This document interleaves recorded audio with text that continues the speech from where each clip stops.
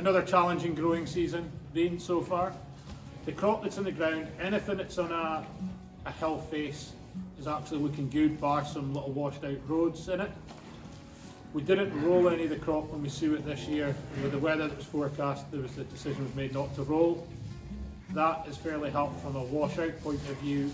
Only downside is the beans haven't been rolled and with being a stock, we won't get them rolled.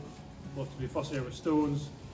However, if they grow as they should in a normal year, we won't lose any yield as a pod further up. Flat fields, anything that's in a flat is looking a bit sorry. We'll probably have to do a bit of stitching in. The rye all looks good, it's the winter oats that seem to have taken the worst of the bean. Once we get cattle in and settled down, we just gradually introduced the ration that we spoke about in the previous video. As they have increased in weight, we just gradually increased the percentages of the feeding amounts. The cattle settled onto the ration very well.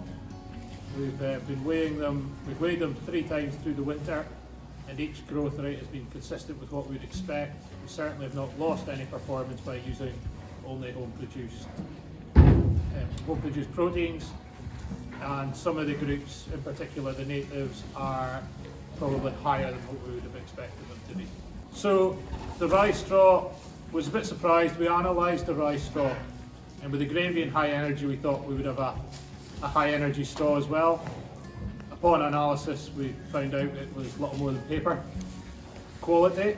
So it's only been used for bedding, but it's been absolutely fantastic. It's been very long, it hasn't wrapped up in the feet, but it's stood up very well with the cattle, and yeah, we're really impressed with it. We're probably using a third less rye straw than we would have been barley straw. So now that we've grown, that's the second year of beans. First year was spring, second year was winter beans, and we've got a bigger tonnage each year. It's, for myself, it's a no-brainer. From a sustainability point of view, it makes a lot of sense. We grow our own feed, we know what it is. And by sustainable, I don't mean just environmental, but financial. Our cash flow is regulated, but okay, there's a bit of yield fluctuation, but it's, as we proved this year, even with a poorer yield, it demonstrated it was still financially viable to do it, and much cheaper than a bought-in protein. The cattle have performed well.